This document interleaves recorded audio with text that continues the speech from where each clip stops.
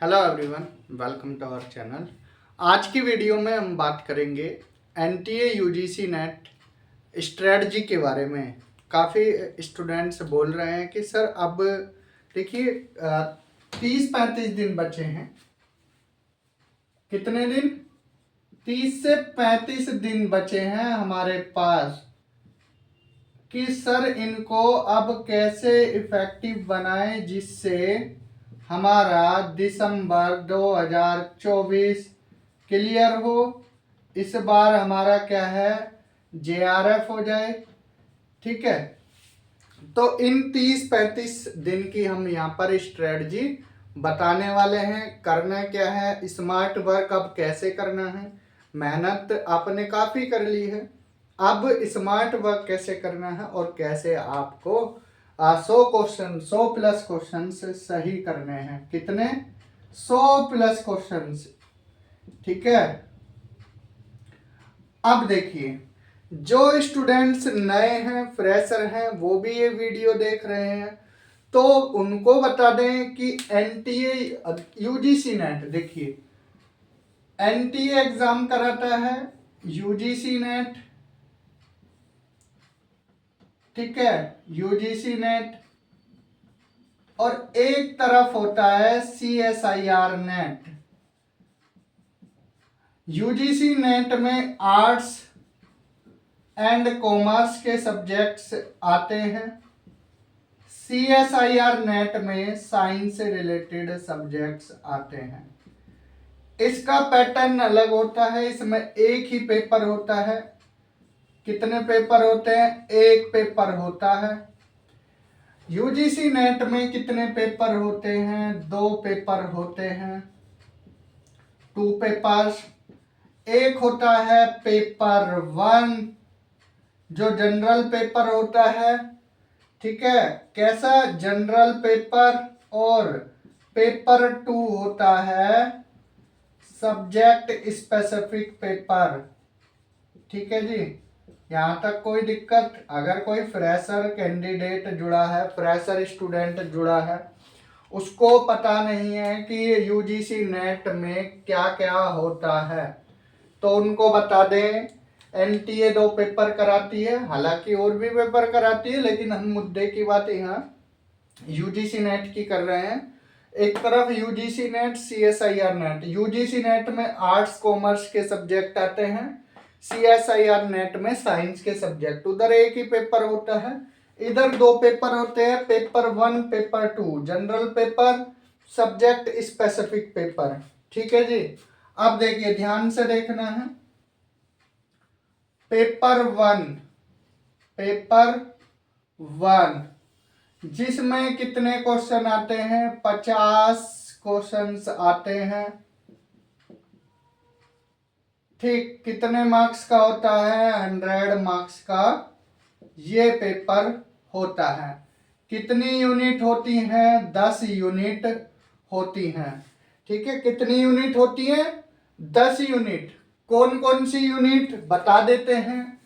Teaching aptitude, teaching aptitude, research aptitude, communication, comprehension. देखिए ये हम क्यों लिख रहे हैं अभी समझ आ जाएगा। ठीक है, सिलेबस आपको पता होगा, लेकिन क्यों लिख रहे हैं? Teaching aptitude, research aptitude, communication, comprehension, logical reasoning, logical reasoning. यहां पर फिर आती है आपकी डीआई, मैथमेटिक्स भी इसमें आ जाता है थोड़ा सा। ठीक है, इसके साथ साथ ICT, environment and higher studies या हायर एजुकेशन बोल सकते हैं। ठीक है, हायर स्टडीज भी बोल सकते हैं। तो ये टोटल 10 यूनिट आती हैं। अब देखिए सब्जेक्ट में आपको नॉलेज होगी, सब्जेक्ट में आपको अच्छी खासी नॉलेज होगी, ठीक है। चाहे आपका पॉलिटी हो, हिस्ट्री हो, इकोनॉमिक्स हो, ज्योग्राफी हो, एजुकेशन हो, सोशोलॉजी हो, हिंदी हो, इंग्लिश हो, XYZ, आपका कोई भी सब्जेक्ट है, अगर आप मास्टर्स कर कर आए हैं, ठीक है, आपने मास्टर्स की है, MA की है, MCOM की है, या इधर वालों ने MSc की है, तो आपको सब्जेक्ट की नॉलेज ठीक ठाक होगी। बात फंसती है हमेशा पेपर 1 पर। कहां फंसती है बात? पेपर 1 पर। पेपर 1 में अगर आपके 30+ क्वेश्चन से सही हो जाते हैं तो एक अच्छा स्कोर बनता है। कितने? 30+ क्वेश्चन से बन जाते हैं तो एक अच्छा स्कोर आपका बन जाता है। अब सर 30+ क्वेश्चंस इन 10 यूनिट से कैसे करें? ध्यान देने वाली बात है, आपके पास अब टाइम कम है, या कोई जून 2025 बैच के लिए अब तैयारी करेंगे, आप लोग पहले से कर रहे हो, तो आपको देखिए वो यूनिट पकड़नी है अब जो स्कोरिंग यूनिट है। हमारी नजर में स्कोरिंग यूनिट ICT है, एनवायरमेंट है, DI मैथ्स और रीजनिंग है, कम्युनिकेशन है और कॉम्प्रिहेंशन है। ये 7 यूनिट में आप अच्छे मार्क्स ला सकते हैं। Communication, comprehension, logical reasoning, DI maths, ICT and environment, जो 3 यूनिट हैं, teaching aptitude, research aptitude, higher studies, यानी कि यूनिट 10, आप इनमें कितना भी पढ़ लीजिए, क्वेश्चंस कभी कभी अटपटा लगने लगेगा आपको, कितना भी डीपली पढ़ लीजिए। अब आपको करना क्या है? ICT पर मेहनत करनी है। ICT से कैसे क्वेश्चन आते हैं? ज्यादा टफ नहीं आते हैं। फुल फॉर्म आती है हमेशा, एक फुल फॉर्म पूछने को आती है, एक 1024 KB, MB, GB, TB, PB, bit, byte, nibble, इनसे आता है। जनरेशन से क्वेश्चन आता है, कंप्यूटर की generation, first generation, second generation, third generation, fourth, fifth. Software से क्वेश्चन आता है, SPSS की फुल फॉर्म बार बार पूछी जाती है, ठीक है। इसके अलावा आपके फिर यहाँ देखिए फुल फॉर्म, और यहाँ से इस तरह से क्वेश्चन, जनरेशन, सॉफ्टवेयर एंड थोड़ी और बाकी अदर चीजें आती हैं कंप्यूटर से रिलेटेड, बेसिक, ज्यादा टफ नहीं, बेसिक चीजें पूछते हैं, ठीक है जी। तो अगर आपने ICT में ये पार्ट पकड़ लिया तो आपका काम हो जाएगा। वहीं बात करें अगर एनवायरमेंट की, तो एनवायरमेंट में, पर्यावरण में आपको क्या करना पड़ेगा? करंट अफेयर्स पर भी ध्यान देना पड़ेगा। करंट अफेयर्स से क्वेश्चन पूछे जाते हैं। एग्रीमेंट,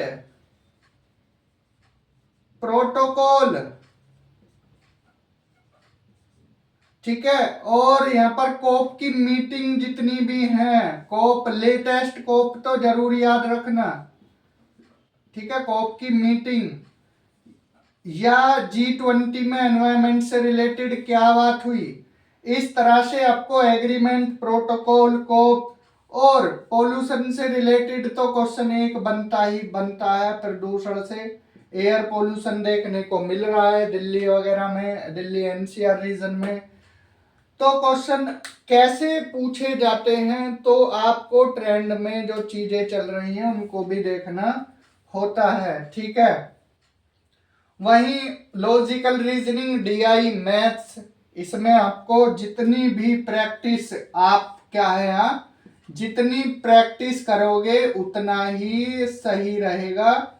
ठीक है, अगर पेपर 1 की प्रैक्टिस करनी है, हमारी वीडियो पड़ी हुई है, ठीक है, हिंदी माध्यम से हो, मैम की वीडियो पड़ी हुई है, 6 यूनिट कंप्लीट कराई हुई है, 7th यूनिट भी अब क्विक रिवीजन स्टार्ट होगा, और बाकी विकास सर आपको करा ही रहे हैं। ठीक है, पेपर वन की सीरीज 3 फैकल्टी ने कराई है आपको। ठीक है, हमारे यूट्यूब चैनल पर हमारे द्वारा, मैम के द्वारा, और विकास सर करा ही रहे हैं। ठीक है, तो पेपर 1 की सीरीज आप फॉलो कर सकते हैं, प्रैक्टिस कर सकते हैं। रही बात कॉम्प्रिहेंशन की, एक कॉम्प्रिहेंशन आएगा, आप यहां से 5 के 5 क्वेश्चन सही करना। अगर इसमें एक भी गलत हो गया अपने मार्क्स खो दिए। कम्युनिकेशन ज्यादा टफ कुछ चीजें पूछी नहीं जाएंगी। कम्युनिकेशन क्या होता है, बैरियर्स ऑफ कम्युनिकेशन, इस तरह से यहाँ सवाल बनेंगे। थोड़ा जो टफ एरिया है आपका यूनिट 10 वाला हायर स्टडीज, ठीक है, टीचिंग एप्टीट्यूड और रिसर्च एप्टीट्यूड, ये 3 यूनिट पर कमांड और बनानी पड़ेगी। कैसे? हायर स्टडीज में एनआईआरएफ रैंकिंग, ठीक है, और चैनल्स वगैरह, स्वयं प्रभा, ये जितने भी अब करंट में हैं, ये सारी चीजें। इसके साथ साथ इंस्टीट्यूशंस, यूनिवर्सिटीज, कॉलेजेस, कौन टॉप पर रहता है, यूजीसी की स्थापना कब हुई, एनसीईआरटी की कब हुई, ठीक है, जितनी भी बॉडीज हैं, सीबीएसई की कब हुई, जितनी भी टीचिंग से रिलेटेड, हायर स्टडीज से रिलेटेड है, आप पढ़कर जाना उसमें। और बाकी टीचिंग एप्टीट्यूड, रिसर्च एप्टीट्यूड में टीचिंग में आपको मेथड्स ऑफ टीचिंग, ठीक है, इसके साथ साथ स्टेप्स वो रिसर्च में आ जाएंगे। ठीक है, स्टेप्स और टाइप्स ऑफ रिसर्च कितनी तरह की होती हैं, ये सारी चीजें, कहानियां इसमें पढ़नी है। ठीक है, टेक्सोनॉमी पढ़नी है, ब्लूम की, गागने ब्रिग्स की, यहाँ से क्वेश्चन जरूर बनते हैं। तो ये था पूरा पेपर 1 का फ्रेमवर्क। ठीक है, पेपर 1 की तैयारी आपको कैसे करनी है, कुछ समझ आया? इसका स्क्रीनशॉट आप ले सकते हो, अगर आपको तैयारी करनी है इसका स्क्रीनशॉट ले लीजिए। ठीक है, फिर बताते हैं पेपर 2 की स्ट्रेटजी आपको कैसे रखनी पड़ेगी। ठीक है, ये तो थी पेपर 1 की स्ट्रेटजी। अब देखते हैं हम पेपर 2 की।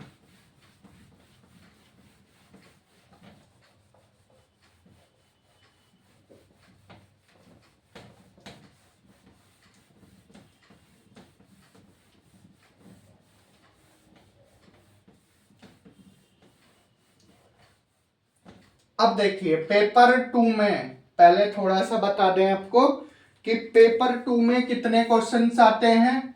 पेपर 2 में 100 क्वेश्चंस आते हैं। कितने? 100 क्वेश्चंस। तो मार्क्स कितने का हो जाएगा? ये हो जाएगा 200 मार्क्स का पेपर। ओवरऑल जो यूजीसी नेट का पेपर होता है कितने मार्क्स का होता है? 300 मार्क्स का, 300 नंबर का, जिसमें पेपर 1 100 मार्क्स का होता है और पेपर 2 200 मार्क्स का होता है। समय अवधि पेपर को करने की कोई ब्रेक नहीं होता है। पेपर 1 और पेपर 2 के बीच में 3 घंटे का टाइम मिलता है, 3 आवर्स का। कोई नेगेटिव मार्किंग नहीं होती, नो नेगेटिव मार्किंग। ठीक है, कोई भी नेगेटिव मार्किंग नहीं होती। 3 घंटे का पेपर होता है। अब देखिए पेपर 2 जो भी आपका सब्जेक्ट है, सबसे पहले आप सिलेबस रखिए अपने पास। अगर आपके पास सिलेबस होगा तो आपको पता लगेगा क्या क्या टॉपिक आ सकते हैं। अब हर सब्जेक्ट में 10 क्वेश्चन ऐसे होते हैं, 10 क्वेश्चन जो लास्ट के पूछे जाते हैं। ठीक है, वो क्या होते हैं? इस तरह से आते हैं, पैसिव टाइप में आते हैं, कॉम्प्रिहेंशन टाइप में, जो आप कर ले जाओगे हिंट के माध्यम से। ठीक है, खेल जो होता है वो 90 क्वेश्चंस का है। ये 10 क्वेश्चन एक तरह से आपको जैसे पावर प्ले मिलता है क्रिकेट में, ऐसे होते हैं। जो बात फंसती है 90 क्वेश्चंस पर, 90 में से 30 से 40 ऐसे होते हैं जो सबको आते हैं। अब बात अड़ती है 50 क्वेश्चन पर, जो गेम होता है इन 50 क्वेश्चंस पर होता है। अब पहचानने वही करना वही है कि आपने अगर अच्छे से अंदर जाकर सब्जेक्ट के तैयारी की है तो आप इसमें भी 50 क्वेश्चन में भी 20 से 25 आराम से ले जाओगे। हम ये नहीं कहते 50 में से 50 कर जाओगे।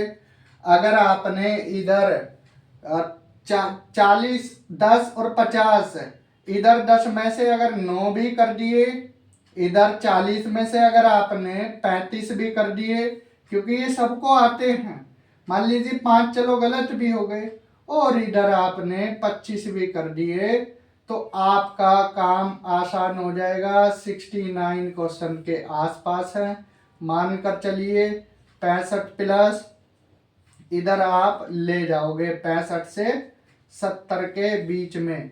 और अगर पेपर 1 में आप ले गए 30 से 35 की रेंज में, तो आपका JRF फिर पक्का है। ठीक है जी, JRF आपका पक्का है। तो सब्जेक्ट पर कमांड बना लेनी है, पेपर 1 प्रैक्टिस करते रहना है। कोई भी पेपर 1 में दिक्कत आए बताना। पेपर 2 हिंदी साहित्य में 1 लाइनर भी मैम करा रही हैं और प्लस प्रैक्टिस आपकी 1 लाइनर सुधा मैम करा रही हैं और क्वेश्चंस की प्रैक्टिस रजनी मैम द्वारा कराई जा रही है। तो पेपर 2 हिंदी साहित्य भी आप कर सकते हो, पेपर 1 की प्रैक्टिस आपको कराई जा रही है। ठीक है, और अगर कोई भी डाउट हो तो आप कमेंट सेक्शन में पूछ लेना। NTA UGC नेट से रिलेटेड या असिस्टेंट प्रोफेसर से रिलेटेड भी किसी और दिन बात करेंगे। आज हमारा टॉपिक था UGC नेट से रिलेटेड। तो आज की वीडियो में इतना ही। Thank you, have a good day.